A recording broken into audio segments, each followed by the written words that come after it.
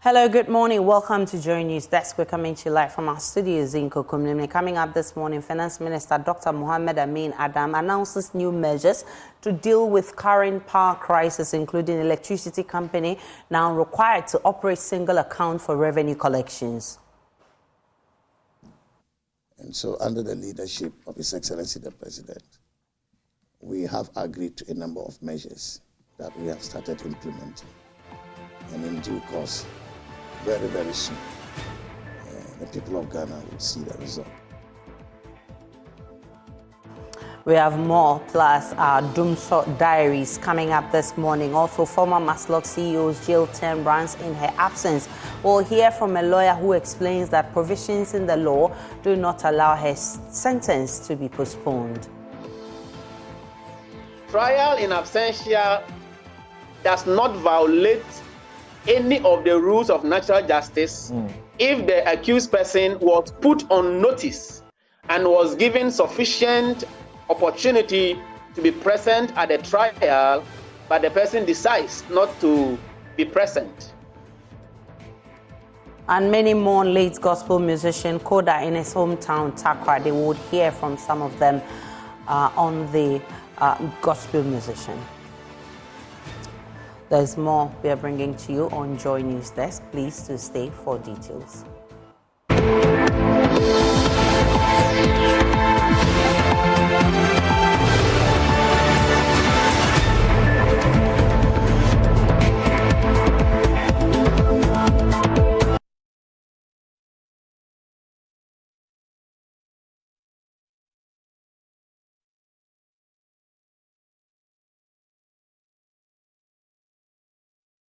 The intermittent power outages continue to have a devastating effect on businesses across the country.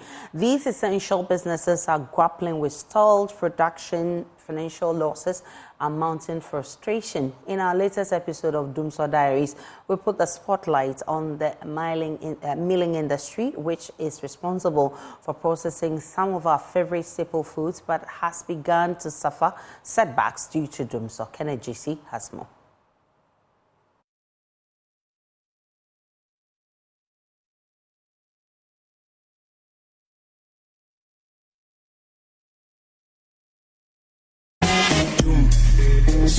Seated alone in his milling shop, Samson waits on ECG to restore the light that was taken several hours ago. This has become a regular occurrence at Asufa, near Ofanko Barrier in the Greater Accra region and other parts of the country. Lights go off at unexpected times, with no one knowing when it will be restored. Samson mills corn, tomatoes and kenke. His customers come to his shop as early as 4 a.m. and that's usually the period the lights go off the most. Because it's a money thing, they have to come and grind and then go and make sure that they prepare for their children for school. So that's why they come early. So when they come and then the light is off, it's worry them. So what do they do? They take it back? They go back and leave their container here or their rubbers here for the next day. That means that day they will not work. So what the work they did yesterday, that's what they have to depend on today. So that means that your life is going back. So this light off, something has to be done about it. The location of Samson's shop means he does not attract as many customers as he would have wished. He tells me that majority of the milling shops are located at market centers and people prefer sending the items there to bringing it where he is. That, coupled with Doomsor, is taking a toll on his business. You know, sometimes when the lights go off and then they bring it back and it is low current, it affects our machines. If you're not careful, this motor can just bend, and it's going to take you about 2,000 plus before you rewind it, and it's not going to be an easy thing. And I would like the government to be sincere to the country that this is what's going on, because you have various problems already that cannot be solved. We are just there, like we are not in our country. So we would like them to be sincere. Tell us what is going on, what they want to do with our life, because this is our life. Without work, what are you living for? When customers bring their dry meals to Samson's shop for mailing, or Samson buys one himself for the same purpose and there is no power, they leave it in his care in anticipation that the light will be restored by the time they return. But that is not always the case. This often results in the items going bad due to how delicate and tender they are. The customers lose money, and so does Samson. Sometimes when you go and buy the ice kink, the kinky for the ice kinky, and then the customers come and grind, and then unfortunately the light is off and they go back. That means that the next day you cannot use the kinky again. It will spoil, so you have to go and buy another one. So that means that money is just gone. You will not get anything at the end of the day. So, and then the maize too, the corn too, when you soak it, let's say 3 days, and then unfortunately the light is off, you realize that though you can grind it and then get it, but you cannot get the quantity that you want, because it will reduce. It is too much soaked, so it will reduce the quantity that you are expecting. So that means that whatever you're supposed to get out of it, or let's assume that maybe if you sell it, you get like 200 Ghana cedis, it may reduce to 100 Ghana cedis or 150. Asofar and its surrounding communities are known for experiencing erratic power outages, popularly known as Dumso. This was evident when the news team arrived in the community at around 2 in the afternoon. The lights were off and had been so since the dawn of that day. Their plea for a Dumso timetable seems to have fallen on deaf ears. For Joy News, Kenneth Jesse.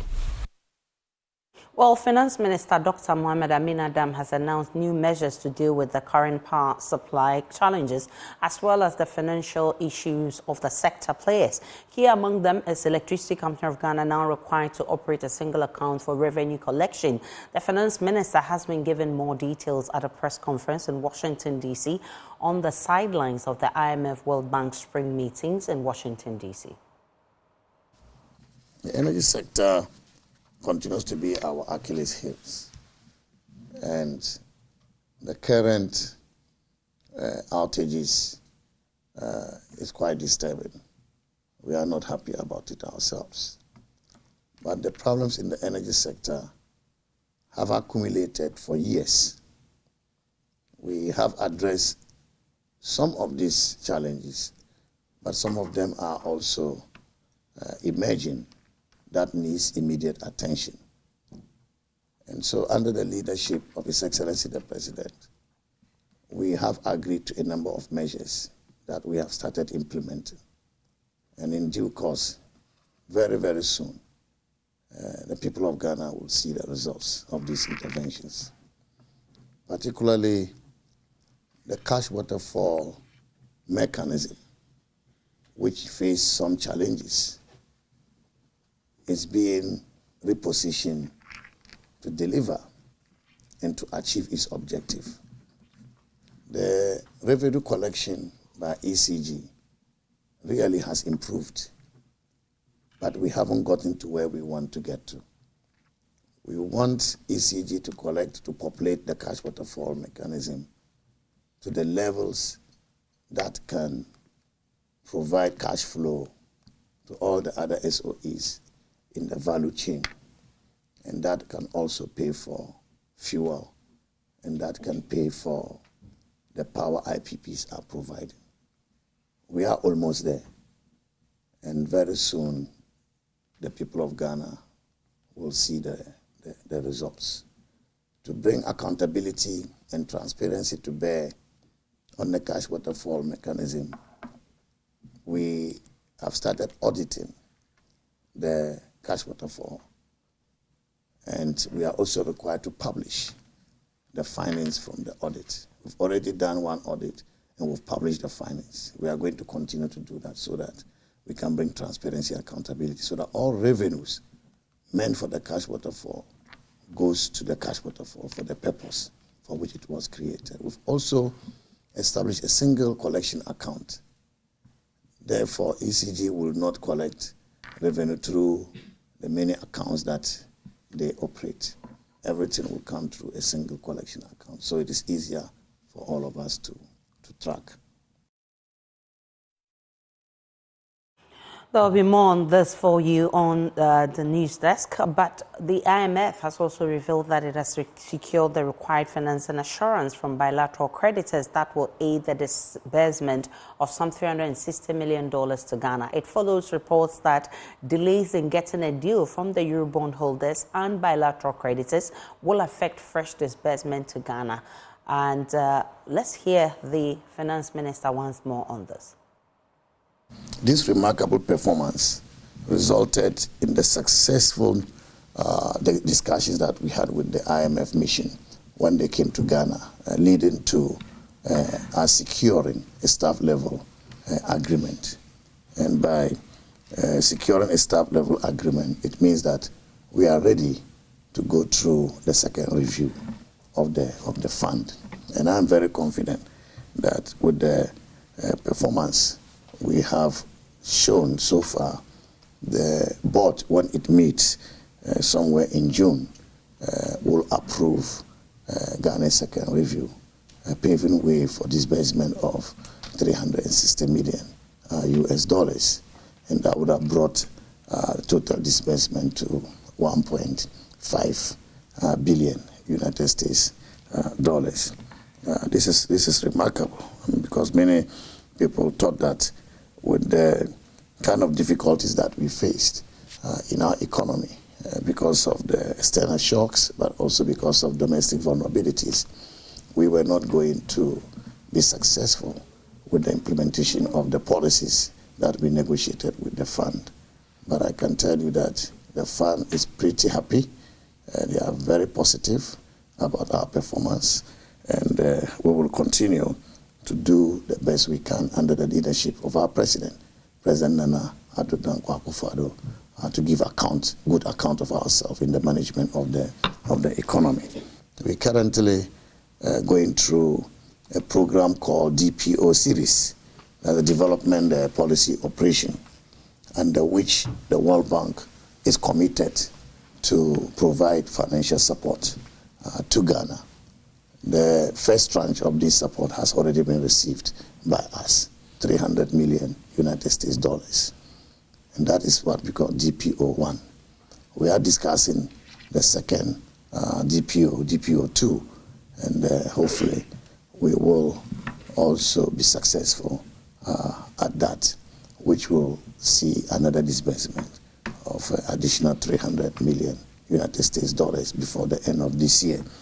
And so, both on the side of the fund and the bank, Ghana is well positioned. We've demonstrated beyond all reasonable doubt that their support to us is bearing our fruits. Their support to us is helping uplift the standard of living of our people.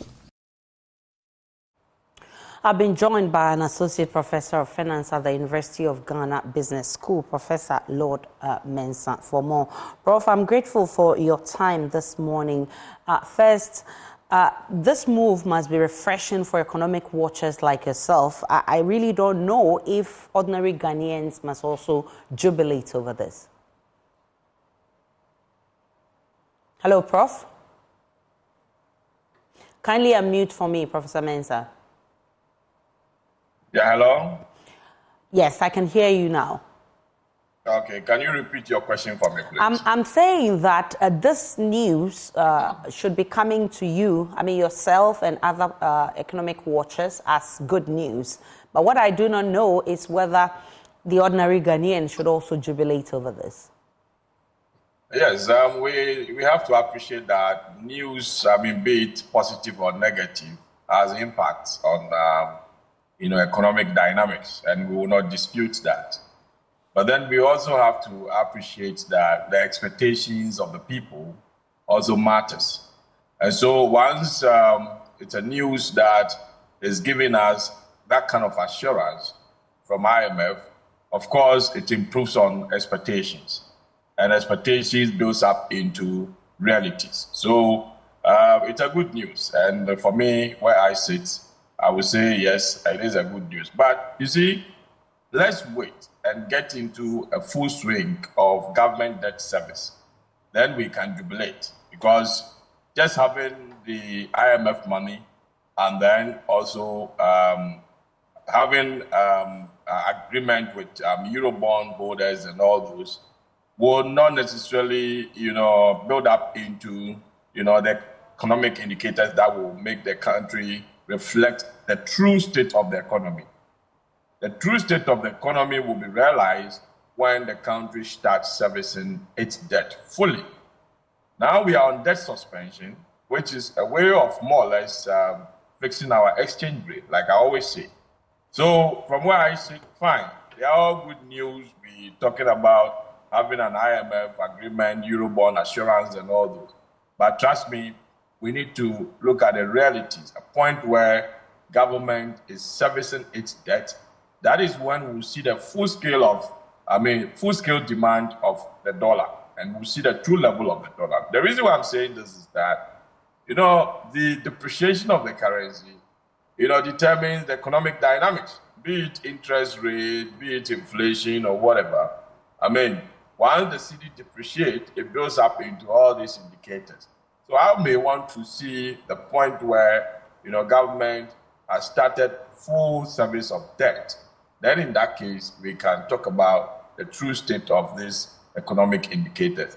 We should be happy because it's a good signal, but then we need a signal to reflect in realities. And that is what, I will be expecting.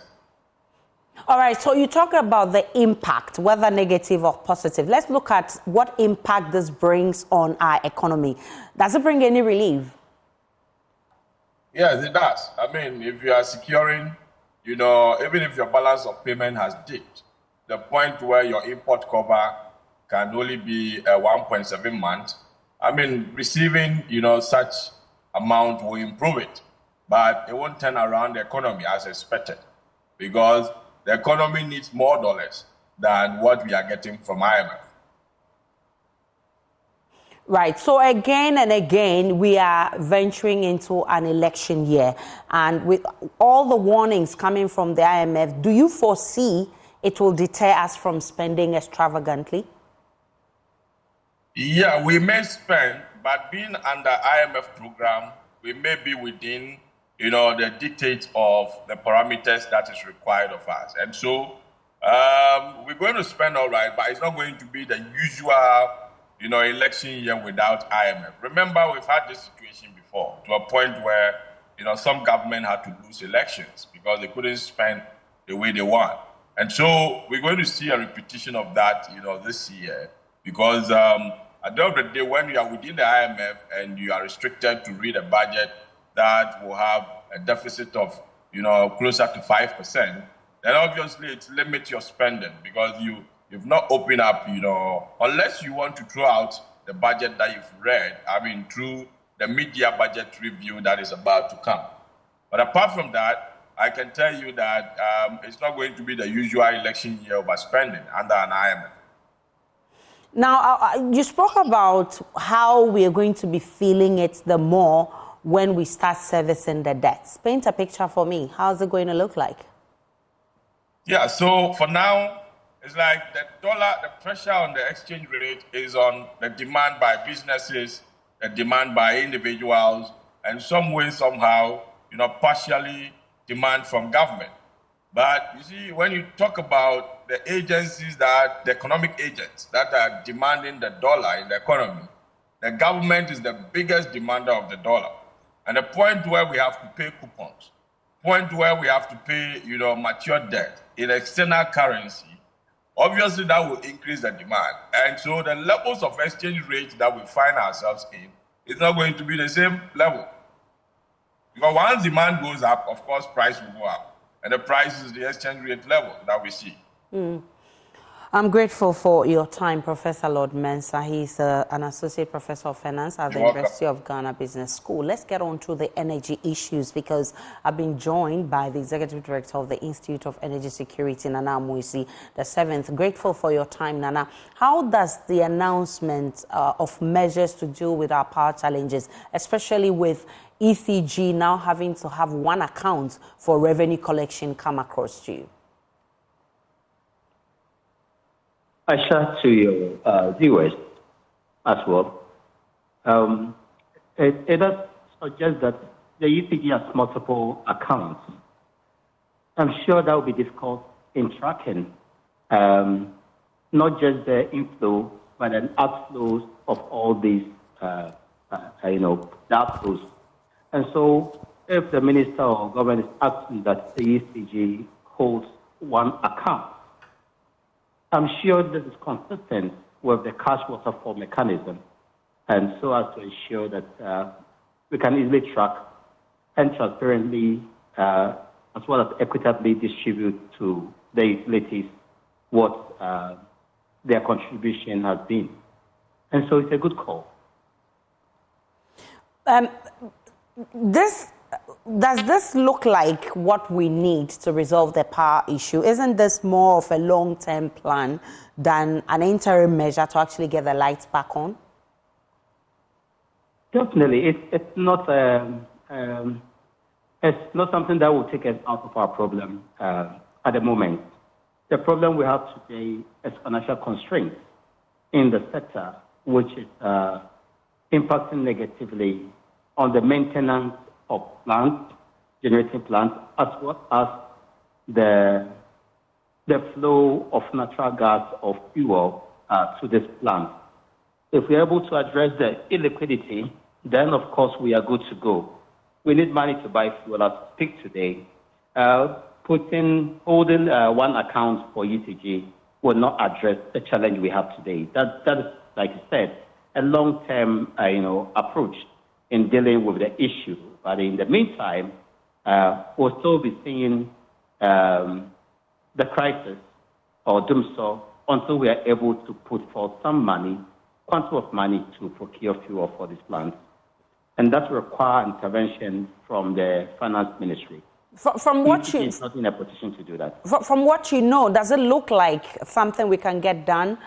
Because Ghanaians are eager to see when this ends, because it's not pleasant at all.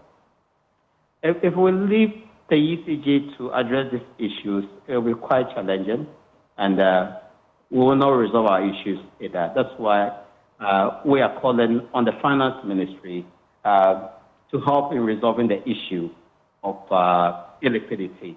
Very important that the finance ministry come in, put forth some money to procure fuel, at least for the next 3 months, some constant flow of fuel. That is something that can take us out of the challenge we have today. Then we can look at the common or the single account to address the other issues which also exist, including transmission and distribution challenges. Right, I'm grateful for your time. Nana Moisi VII, he's the Executive Director of the Institute of Energy Security. Let's get on to other stories. Former Minority Leader Haruna Idrisu is optimistic the National Democratic Congress will win the 2024 general elections. He believes the party's proven track record and its flag bearer, John Mahama, will inure to their benefit. Mr. Idrisu has been speaking at a capacity building workshop for the NDC party communicators. Rafiq Salam has more. The former minority leader in parliament, Haruna Idrisu, averred that the National Democratic Congress, NDC, led by former President John Dramani Mahama, is on course to being returned to power based on the following reasons. Because we stand on the side of morality, we stand strong on the side of truth, and we are proud of our legacy as a party and government in the past, with President John Dramani Mahama as fourth president of the Fourth Republic and our candidate for the 2024 presidential and parliamentary election. Haruna Idrisu opined that the NDC is poised to capture all 11 parliamentary seats in the Upper West region, starting from the Lambuse constituency, which is said has already fallen to the NDC, with the London constituency next on the line. The NDC currently holds 8 out of the 11 parliamentary seats in the Upper West region. We are determined to capture all the 11 seats in the Upper West region.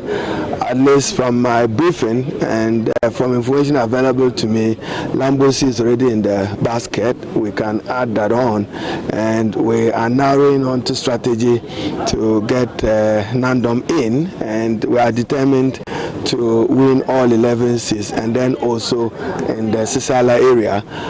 Myself have been playing some quiet diplomatic role, reconciling the previous Sisala candidate with the NDC candidate, and they are working together now, as you can see on the ground. And we are quite satisfied with the performance of the NDC in the Upper West region. At least we didn't borrow as recklessly as they have, 600 billion against 120 billion, a debt to GDP which is unprecedented. So Nana Dankwa and Dr. Bawumia have only moved Ghana from Ghana beyond aid to Ghana beyond borrowing. You know that they can't borrow again themselves, and they are making it impossible for the country to rely on external borrowing to finance budget and to deal with deficit. And we are aware that President John Dramani Mahama will inherit a problematic economy to manage, and effort will be to stabilize the economy and back on major constitutional and administrative reforms that strengthen institutions of Ghana, and more importantly, determine what the future of the country would be. The Upper West region, as you all know, is my second home. We are always proud of their sacrifices and contribution to the NDC, and at least it's on the walls that you can see that the NDC will do better and super in the 2024 elections. The Tamale South legislature then goes after the juggler of Vice President and flag bearer of the new Patriotic Party, Dr. Mahmoud Bawumia, stating that he will suffer to remove the attack of being a habitual lying politician and also the linking himself from the failures of the MPP government. As for Dr. Mahmoud Bawumia, he will suffer from a credibility problem as a habitual lying politician. You just make promises. You don't do that. You must have honor when you make promises, and you can't honor them. You apologize to the Ghanaian people, or you hold strong in saying that I take responsibility. He cannot be claiming now to be dissociating himself from the Nana Dankwa government and their performance or achievement. If he doesn't want to share their feelings, he shouldn't share their success. God bless. Also present was the National Communications Officer of the NDC, Sami Jemfi, who donated 11 motorbikes to the party on behalf of the 2024 flag bearer of the NDC, John Dramani Mahama, for onward distribution to the 11 communications bureau in the region. Sami Jemfi chastised the MPP for failing to deliver on promises made to Ghanaians.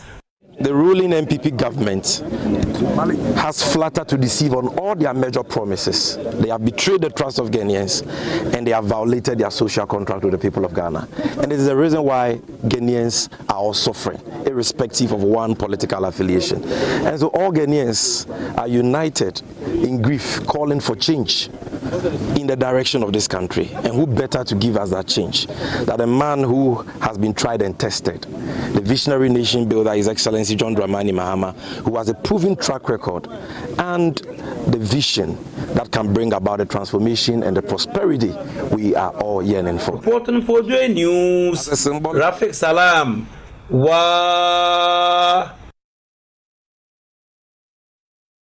We're still live on Joy News Desk. Let's take a break. We'll be back shortly.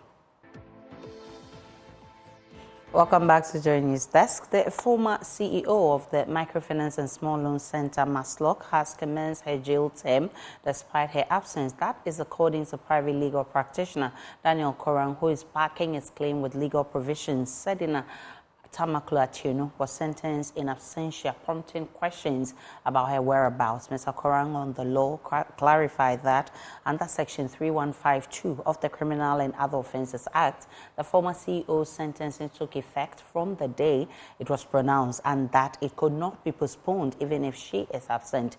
Here are excerpts from the law on Sunday. Trial in absentia does not violate any of the rules of natural justice if the accused person was put on notice and was given sufficient opportunity to be present at the trial, but the person decides not to be present. That does not violate the rules of natural justice. When somebody is on trial, like Sedinam, looking at the gravity and the seriousness of the offenses that were preferred against her, to allow her to travel outside Ghana for medical treatment during the pendency of the suit, to me, was not a proper exercise of discretion by the authorities. In any case, we have hospitals in Ghana that all of us attend. So if somebody is under trial for these serious economic offenses, and you allow the person to go outside the country, not under police supervision, or you did not hand the person over to external security for supervision, then you can clearly anticipate that she will not return. Because I am sure that when the case started, her guilt, seemed glaring to her. And so it was just a careful and a calculated strategy to run away from the seat of justice. And so I would say that she knew from the beginning that she was not going to return. And so for me, if you ask my view, I would say that the discretion to allow her to travel outside in the first place was not properly exercised.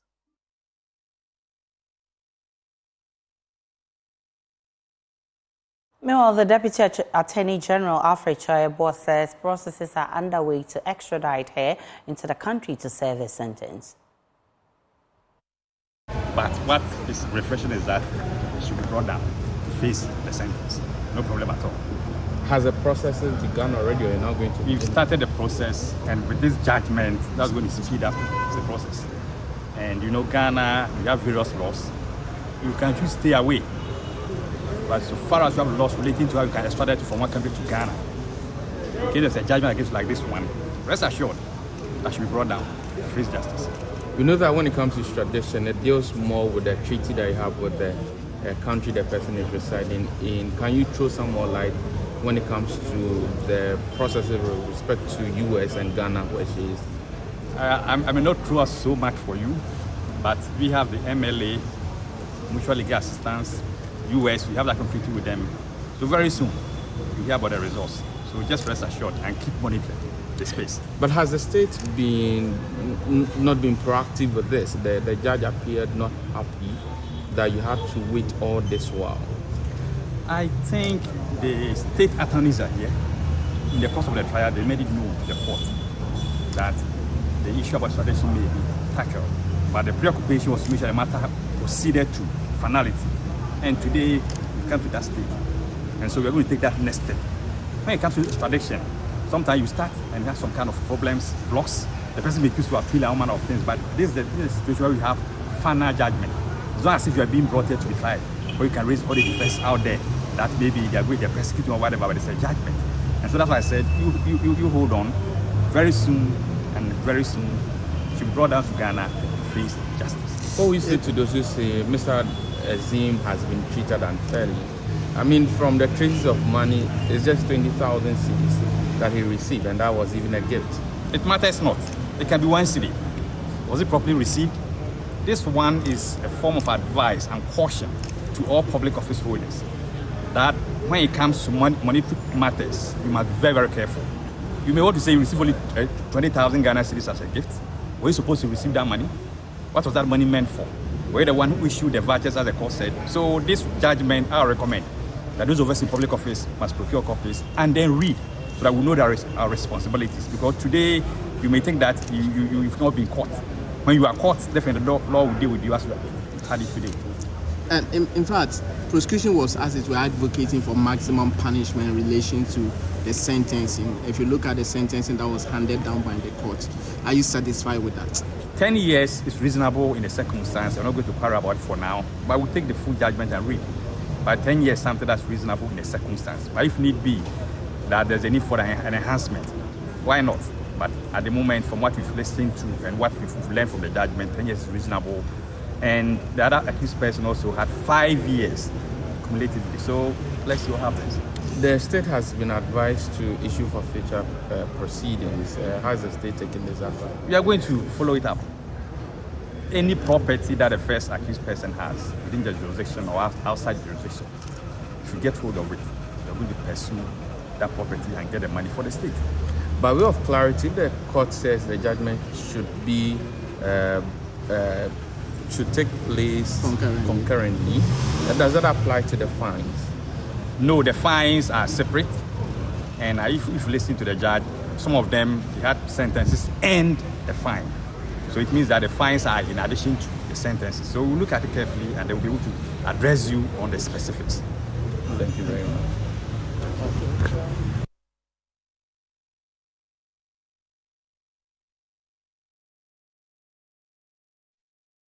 There is shock and disbelief in Sekondi Takoradi with news of the passing of popular gospel musician Kofi Owusu-Anto, also known as Koda. His family, though confirming his death, has declined to speak to the media. But Joy News has captured some reactions from residents who wish the news was false. They say they wish the Yesuyen Kwabodo singer could be seen doing his music the fancy way again. It's difficult for all of us to believe. In fact, I still can't accept that he's gone because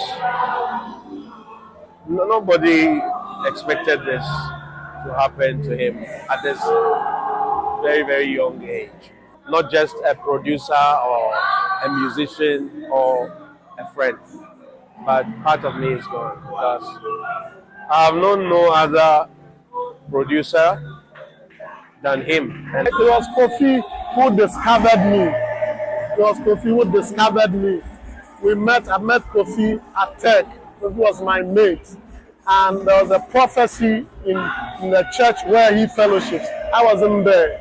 But the prophecy was given about me, about my music ministry. He was the music director of the church, heard the prophecy, and came looking for me. Told me he's a sound engineer. This was a prophecy given about me. He wants to make sure that God's word comes to pass. So Kofi started recording with me in Pastor Joe's house, and this is me today. So for people like me, Kofi lives in me. We wish that God will cause him to sleep well and have a good sleep. We love him.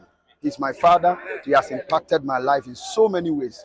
And I want to thank God for his life. And wherever he is, he knows we love him. Rest in peace, sir.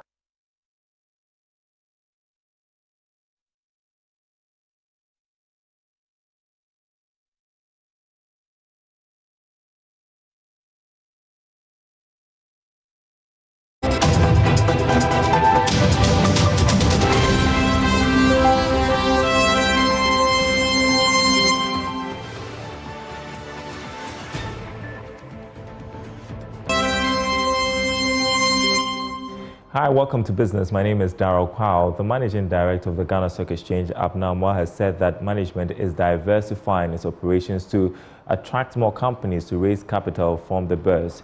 She's of the view that the move will encourage businesses to move from the money market to the capital market to raise cheaper funds. Speaking to the media, Ms. Amma disclosed that one of the targeted groups is the rural and community banks scattered across the country. Our market is open. We are looking to engage in more Ghanaian businesses, more Ghanaian companies. Come and do what Lesego has done. Come and do what Kasapreko is doing. There are many real estate developers. Many Ghanaians want an opportunity to own a little stake, maybe not a whole house, but to own a little stake in a good real estate venture. We are calling on real estate companies to come to the market. We are calling on manufacturers to come and raise long-term, patient, affordable capital so that all of us who have savings can invest in these businesses. We will make good returns and our country and economies will grow. Solutions is forecasting an NDS cedi to dollar rate of 12 cedi 25 pesos. It says that the Ghana cedi will recoup some of its recent losses in the months ahead. In its Sub-Saharan Africa currency roundup, it said the cedi will strengthen as the government makes progress regarding the restructuring of commercial debt. Here's more in this report. The local currency has depreciated by 11% against the US dollar so far this year, positioning it among the worst performing currencies globally. Indeed, the cedi has been on a rapid depreciatory trend since February 2024, caused by investor concerns over Ghana's progress of restructuring its commercial debt, as well as the sustained strength of the US dollar. Moreover, Ghana's international reserves remain low, covering just 2.7 months of imports in February, which restricts the Bank of Ghana's capacity to effectively intervene in the foreign exchange market. And finally, on the Treasury bills market, the interest rates on the 91-day and 361-day bills have seen a decline. Here's more in this report. Whilst the yield on the 91-day bill fell by 20 basis points to 25.64%, that of the 364-day bill declined to 28.49%. However, the 182-day bill went up by 25 basis points to 28.14%. Analysts are hoping that the yield will drop further once the government receives the third tranche of the bailout cash of $360 million from the International Monetary Fund. Meanwhile, the government secured 3.341 billion Ghana cedis from the auction of the treasury bills. This was slightly lower than the targeted amount of 3.372 billion Ghana cedis. The majority of the bids came from the 91-day bill. 2.356 billion Ghana cedis were tendered and all were accepted. For the 182-day bill, 818.32 million Ghana cedis was received and the uptake was the same. 166.24 million Ghana cedis was also obtained from the sale of the 364-day bill.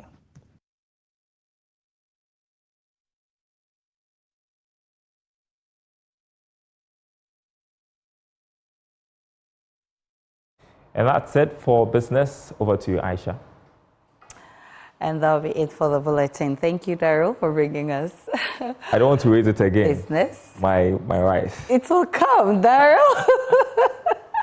That's our wrap of the bulletin. My name is Aisha Brian. Log on to myjournline.com for more of the news and updates of all the developing stories. See you again at 12.